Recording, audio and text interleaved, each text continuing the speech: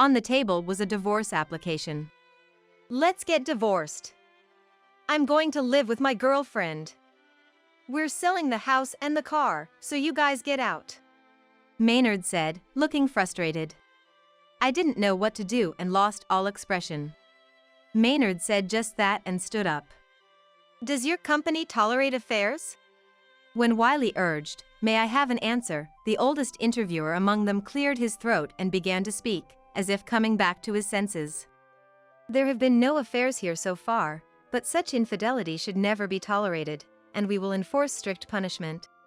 Wiley explained to the interviewer that his dad, who had cheated on Mom and left her, worked at this workplace and was currently having an affair there. My name is Eleanor. 46 years old. A single mother, working and living with my son Wiley. I divorced right after giving birth 20 years ago and became a single mother. I started dating Maynard, my husband at the time, in college when we were in the same club. When we started working, we both were busy, and I broke up with him once to date another man. However, I couldn't help comparing everyone to Maynard and didn't last long in other relationships. Then, Maynard contacted me, and we met again after a long time. Maynard seemed more relaxed at work and had grown into a more dependable man. Despite the long time apart, we enjoyed talking and got along as we used to. Maynard's stubborn and forceful traits, which used to be his bad habits, now seemed manly, and I fell for him again. We resumed our relationship and got married quickly. I got pregnant before half a year passed and gave birth to Wiley. Our relationship moved quickly from reunion to pregnancy, but what concerned me was Maynard's attitude. He started coming home late when I got pregnant and suffered from severe morning sickness. At first, he took care of me, but gradually he began to treat me roughly. Even when I couldn't stand the smell of oil, Maynard would insist on having fried food, and I often had to make fries while holding back nausea. When I was lying down, Maynard said pregnancy wasn't an illness and didn't allow any slacking in housework. Of course, Maynard never helped. He had become a chief at work. Maynard often boasted, "I'm the first in the office to become a chief at this age." I felt lonely but was grateful that we could live without financial worries thanks to his job. But the loneliness was unbearable, and I wished his work would end soon. I managed almost all the household alone and gave birth to Wiley. Incredibly, Maynard didn't attend the birth. At the hospital, I was mistaken for a single mother. After the birth, my mom came to help with the house, but she had to return home in about 2 weeks due to my dad's poor health. Maynard's attitude didn't change after the birth, and I continued to handle childcare and housework alone. One night, I went to bed as usual, but I suddenly woke up and saw Maynard standing by the bed. Maybe because he was drunk, his face was red, his eyes were sharp, and he glared at me. When he confirmed I was awake, Maynard left the room. I got up fearfully, feeling something wasn't right with Maynard. Wiley was sleeping soundly next to me. Maynard couldn't handle Wiley's night crying. He always complained when awakened by Wiley's cries. I got up slowly, trying not to provoke Maynard, and headed to the living room. There was a large bag Maynard used for business trips in the living room. I mistakenly thought I was being forced to prepare for a sudden business trip. Maynard said, "I'm leaving." I still misunderstood, thinking he was going on a business trip. "Where are you going on your trip?" Maynard glared at me intensely. "No. I mean, we're getting a divorce." I couldn't comprehend Maynard's words. What was he talking about? He mentioned divorce. Who's getting divorced? I couldn't respond to Maynard. Maynard, seeing that I didn't understand, sighed and said, "I'm leaving." He grabbed his bag and headed for the entrance. As if reacting to his words, Wiley's crying echoed from the bedroom. I felt sorry for Wiley, but I couldn't attend to him now. I grabbed Maynard's arm to stop him. I was afraid of being abandoned by Maynard. He looked at me with annoyance and shook off my arm violently. "Don't get in my way." I collapsed in the hallway. I couldn't muster the strength to stand up. Without looking back, Maynard said, "His crying at night is so annoying." and left the house. I called Maynard's mobile phone many times and sent texts, but there was no reply. A few days later, Maynard returned. I thought we might become a family again. I greeted Maynard with a smile, but he sat down in the living room chair with an irritated face. Holding Wiley, I sat opposite him. Just as I was about to speak, Maynard took a piece of paper from his bag. Seeing it, my heart almost stopped. Not that I hadn't imagined it. But being confronted with the reality, I started to tremble. Wiley, feeling the strength in my arms, became uncomfortable. On the table was a divorce application. Let's get divorced. I'm going to live with my girlfriend. We're selling the house and the car, so you guys get out. Maynard declared, looking frustrated. I lost my expression, not knowing what to do. After saying that, Maynard stood up. I didn't want Maynard to disappear like this. I thought I would never see Maynard again, so I stood in his way in the hallway. Maynard clicked his tongue and pushed me aside. Don't go! If there's anything wrong, I'll change it. I was desperate to hold on to Maynard. At that moment, I thought I would do anything if it meant he would stay. I was in a state of panic. Perhaps I was completely dominated by Maynard, both in heart and body. The thought of him leaving was terrifying. Don't go! I was nearly hysterical. Wiley, startled, began to cry loudly. Shut up. I'd rather be with her than you guys. Anyway, we're getting divorced. Shocked by Maynard's loud voice, I involuntarily stepped back. Don't interfere.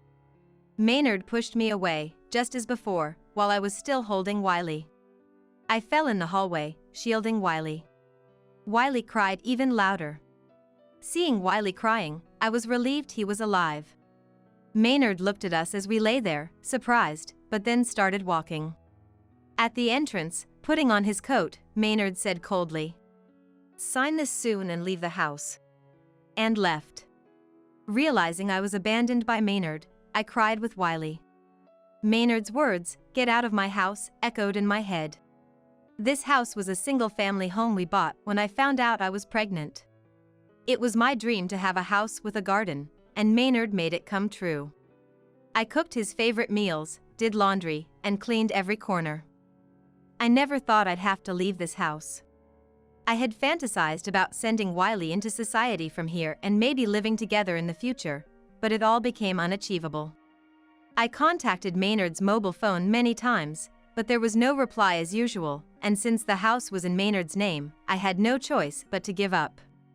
Thus, I signed the divorce papers, left the house, and decided to live with my parents. At that time, my mind was full of being abandoned by Maynard. I couldn't think of anything else. I didn't even ask Maynard for child support or compensation through the divorce settlement. Life at my parents' house was hard. Dad was frail and sickly, and Mom worked as an insurance agent to make a living. To survive, I took various jobs. Grocery store, night security, delivery, traffic control. I did any high-paying job, day and night. We were desperate to survive. I think Wiley must have felt lonely with Mom being busy with work too. When Wiley was about to enter elementary school, he probably felt mentally unstable. He didn't want to go to school. It seemed that he was teased by his classmates for being raised by a single mother and for always wearing the same clothes. Wiley never mentioned it to me, but I heard it from his teacher. When I heard this story, I couldn't stop crying, feeling sorry for Wiley, who had done nothing wrong. The teacher introduced me to another student in the same situation. I started talking and sharing frustrations with that student's parent, and for the first time, I made a friend who was also a mother. Wiley also became friends with that student, and they started hanging out.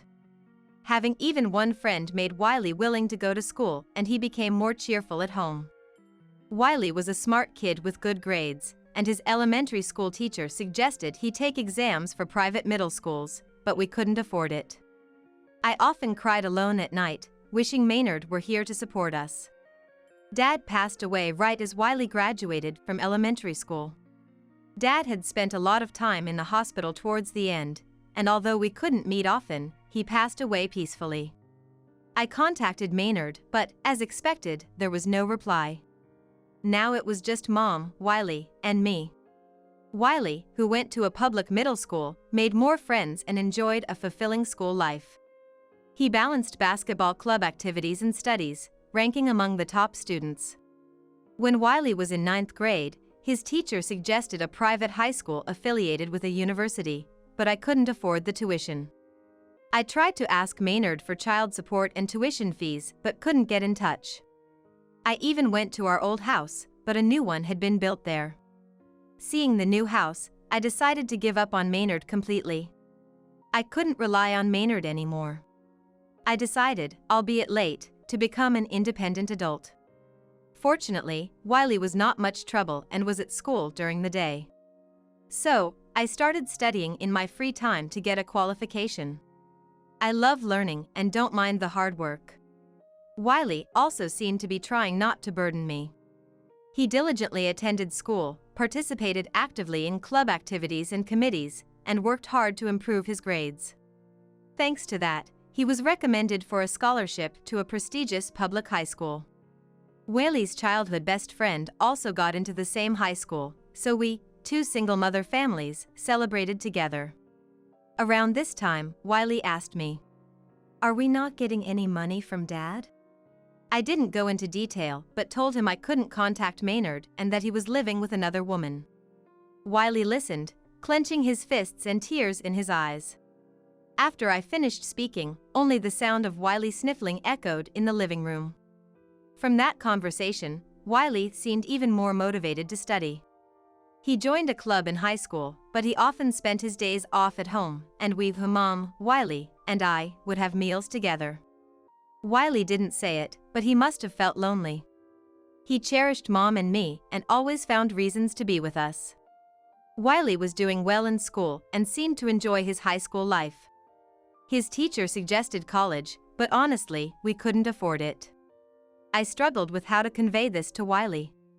Anyway, I worked day and night while studying for qualifications in my free time. In the fall of Wiley's senior year, he announced he wanted to go to a vocational school instead of college. I had been working hard, cutting back on expenses, but I had damaged my health from years of overwork. I probably couldn't work as hard as before.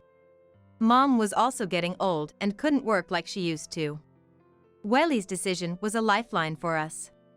He must have understood our family's financial situation. He said he wanted to study law at a vocational school and become a judicial scrivener. Wiley was smart enough to pass the difficult exams. He planned to pay for his tuition by working part-time. I gave Wiley all the money I had saved from working desperately. It wasn't much, but better than nothing. This might avoid Wiley having to work part-time every day. Just as he graduated from high school, Mom also passed away, joining Dad. Mom had always worried about me. I caused her so much trouble. She believed in me unconditionally and wished for my happiness. I was so sad I felt like losing the will to live, and I was on the verge of a life filled with nothing but tears. But I have Wiley. Wiley's life is still ahead of him. I can't break down here. Besides, Mom said she entrusted the rest to Wiley. Mom seemed to have told Wiley something at the end, but she never told me. It had been bothering me. Now it's just Wiley and me, but I want him to be happy no matter what. Wiley, having graduated from high school, got busy with vocational school, studies, and part-time work. After a while, I noticed a change in Wiley. He stopped speaking ill of Maynard. He used to frequently complain about Maynard not paying child support or compensation from the divorce. I thought maybe he was too busy with studies and work, but it seemed to be something else. When Wiley turned 20, I splurged on steaks for us to eat together.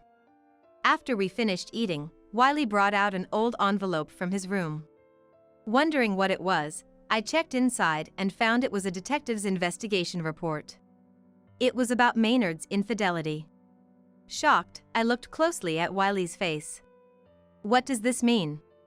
I was puzzled but remembered Mom's words about entrusting something to Wiley. This was given to me by Grandma. She said to look at it when I turned 20.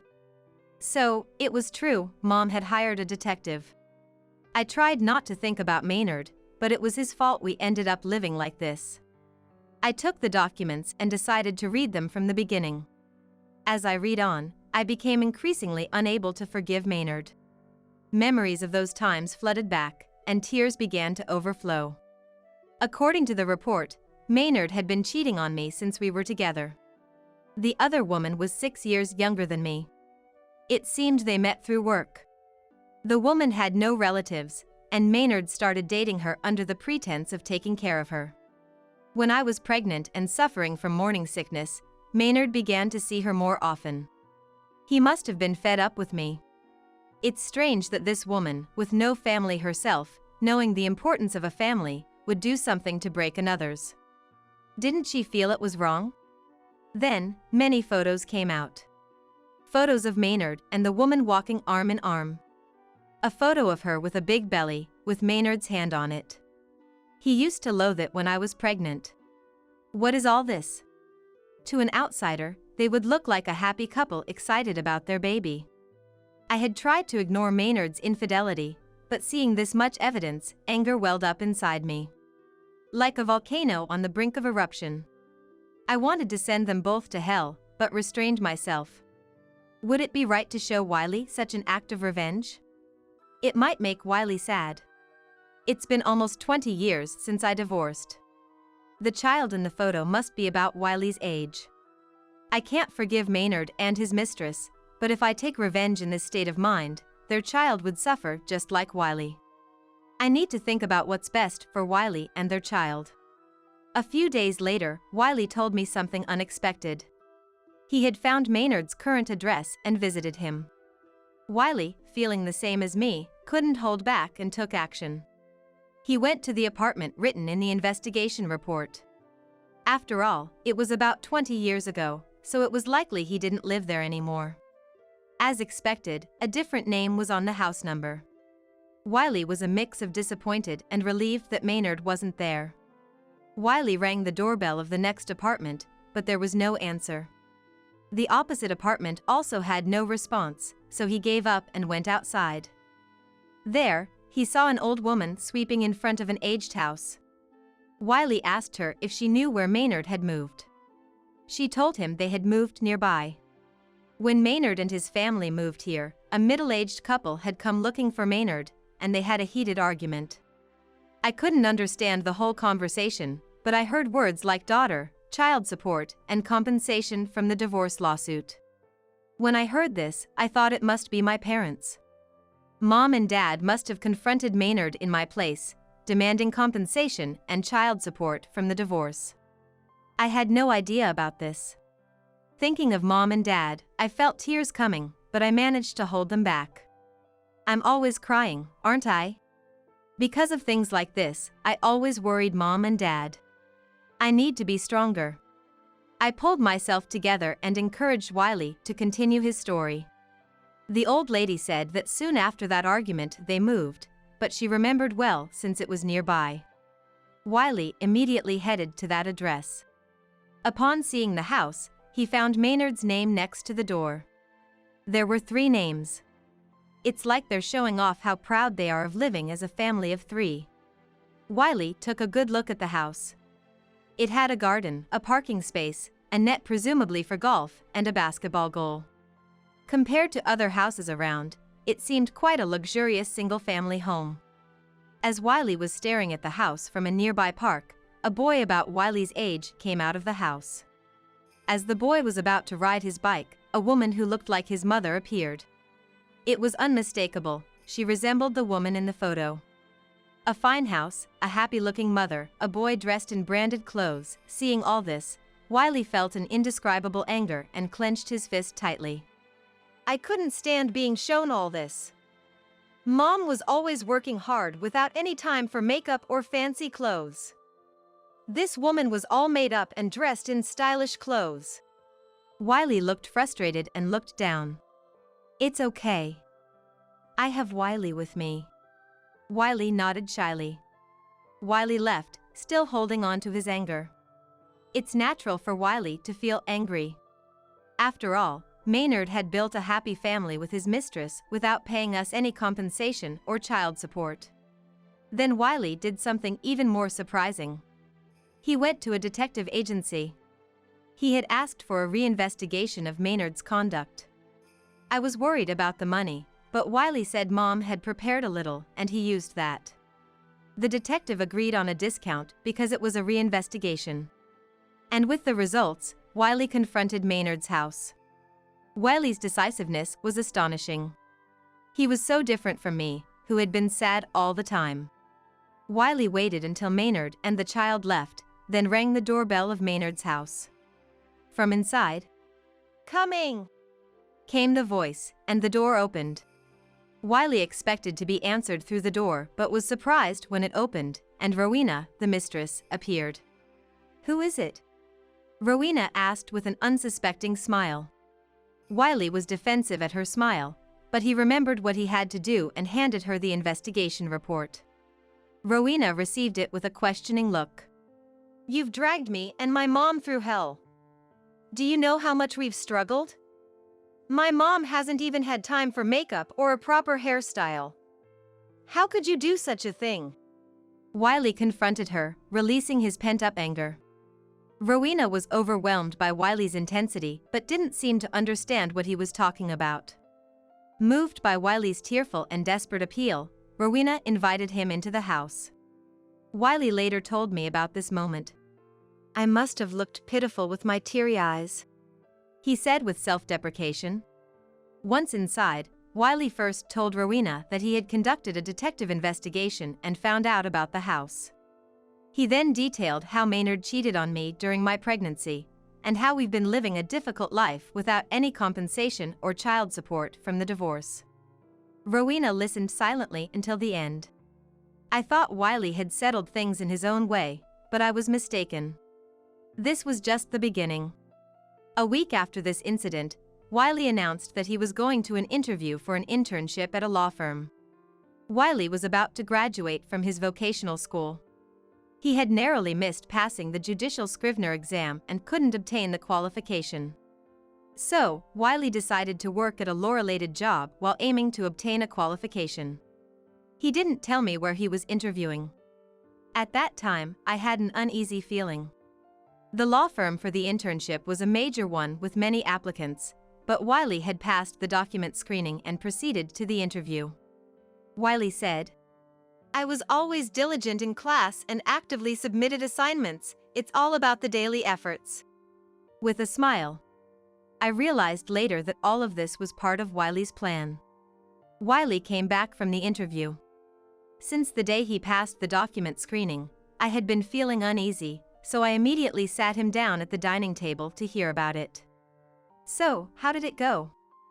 Was the interview successful?" Wiley smiled confidently. "Yeah. I was late, but it went well. A big success." After finishing the coffee I served, Wiley started to tell me about the interview. I was so shocked by his story that I forgot to breathe. Wiley's interview was with 3 interviewers against just him. Wiley's application documents were well received, and despite being the last interview due to his tardiness, the interviewers had a good impression of him from the start. Wiley thought that as long as he didn't answer strangely, he would pass. "The questions were like those in the manual, so I answered them smoothly." Wiley felt he had done well. I mistakenly thought the interview had ended without any issues. The interview was going smoothly, the interviewers even showed smiles occasionally, and it was about to end. Then, at the customary "any questions" part, the atmosphere of the interview completely changed. That's when Wiley asked the interviewers an unbelievable question. "Does your company tolerate affairs?" The interviewers, hearing this question, were speechless and confused. When Wiley urged, "May I have an answer?" one of the interviewers cleared his throat and began to speak, as if coming back to his senses. It was the oldest interviewer of the 3. "We have never had an affair here, but such infidelity should never be tolerated, and we will enforce strict punishment." When I heard this answer, I thanked them with a smile. Then another interviewer asked me, "Why do you ask such a question?" So, I explained. Wiley told me this with a relieved expression. He explained to the interviewers that his dad, who had cheated on his mom and left her, worked at this workplace and was currently having an affair there.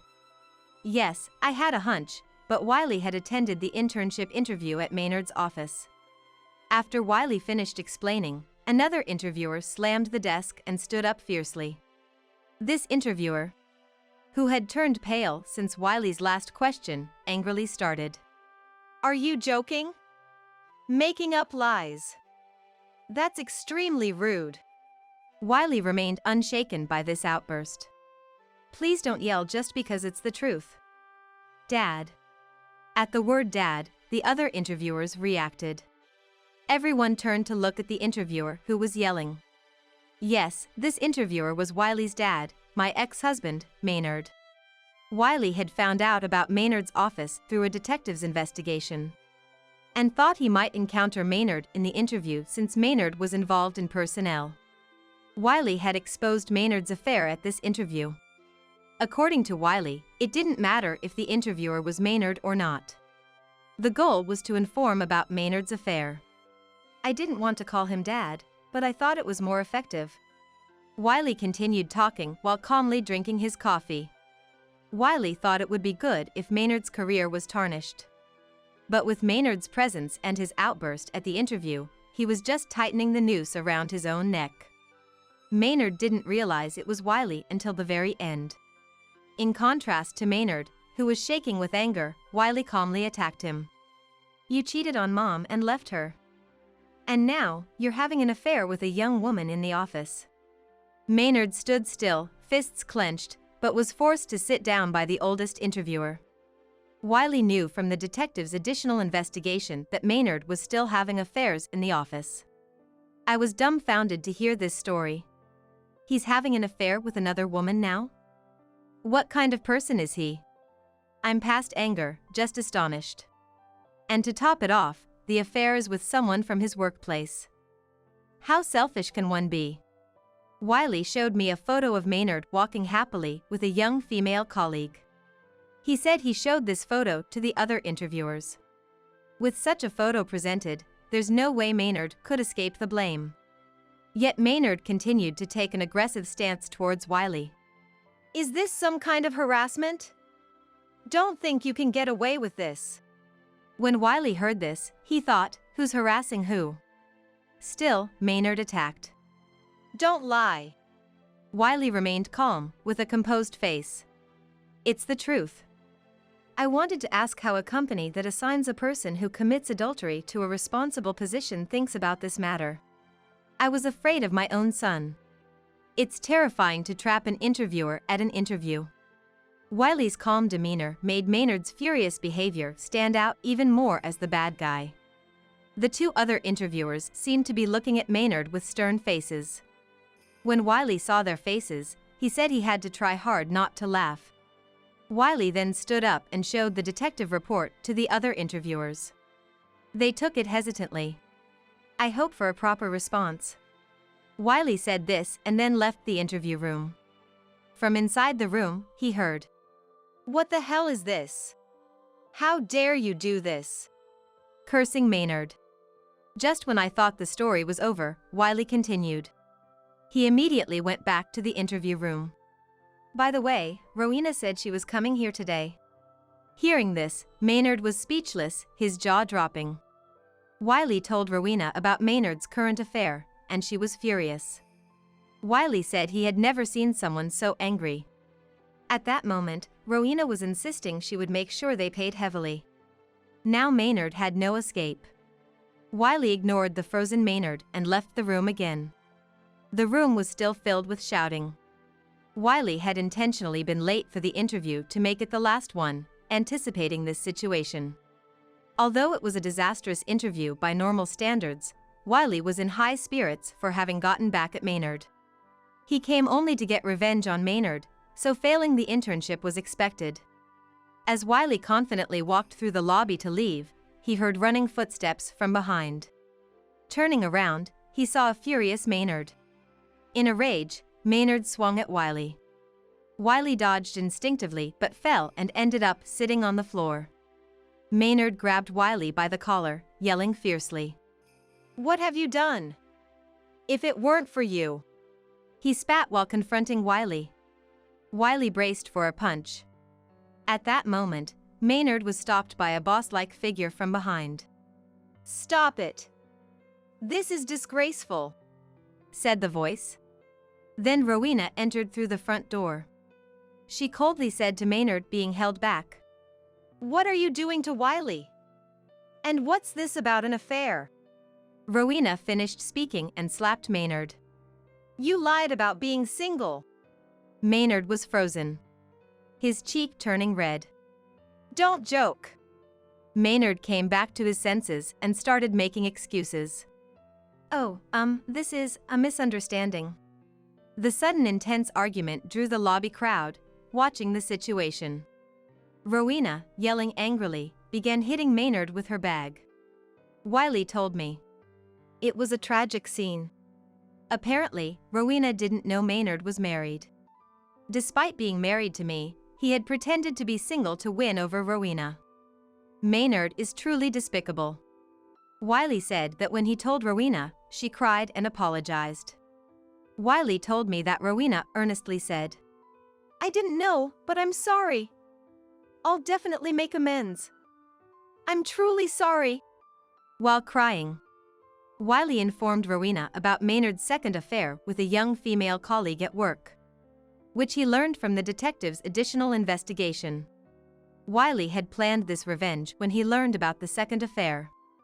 Initially, he intended to confront Maynard with the report and force him to admit his guilt, but felt that wasn't enough. He deliberately failed the test to apply for the internship. Even if Maynard wasn't involved in personnel, he could still reveal the truth in the interview. If Wiley could do that, he could get Maynard to face social repercussions. Luckily, Maynard being involved in HR and being an interviewer made this revenge effective. After the argument, security was called, and Maynard was restrained and taken to the back. Rowena, on her way out, said she would demand compensation for the divorce lawsuit and sue Maynard's workplace for damages. Stunned, Wiley watched her leave when one of the interviewers approached him. "We apologize for Maynard's behavior and will investigate and take appropriate action," they said. This interviewer was an executive and Maynard's direct superior. Hearing this story, I couldn't help but cry. I was touched by what Wiley had done for me. "Thank you." Wiley blushed a bit and sipped his coffee. As for Maynard, after this commotion, he was placed under administration and tasked with paperwork, but later he was dismissed. "Could have been a co-partner if he had worked properly," Maynard's boss told me. The woman involved in the affair lost her place and was forced to resign after the upheaval. Rowena filed for divorce, demanding compensation and child support from Maynard. Moreover, she also demanded compensation and child support on my behalf. When I said, "But it's been 20 years. Wiley informed me that the claims from 20 years ago were still valid, because my parents had filed them against Maynard. I realized I had been supported by Mom, Dad, and Wiley. Thinking about it made me quite emotional.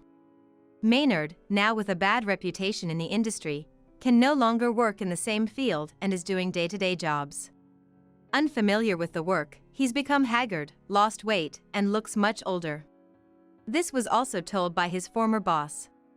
He has a lot of money to pay back to Eleanor and Rowena." That's right, Maynard has a lot of debts to repay. When things settled down, I met Rowena. She sincerely apologized to me. I had no hard feelings towards her. We were both betrayed by Maynard. Rowena was a gentle and kind-hearted person. I couldn't help but smile thinking how scary she must be when angry. I felt we could become good friends. Thanks to my studies, I obtained several qualifications. Using them, I now work from home. Wiley passed his exams and seems to be thriving at a major firm. He says he has a woman he wants to introduce to me soon. I'm now pondering what to cook for her visit. To worry about such things. I'm amazed at how happy my life is now.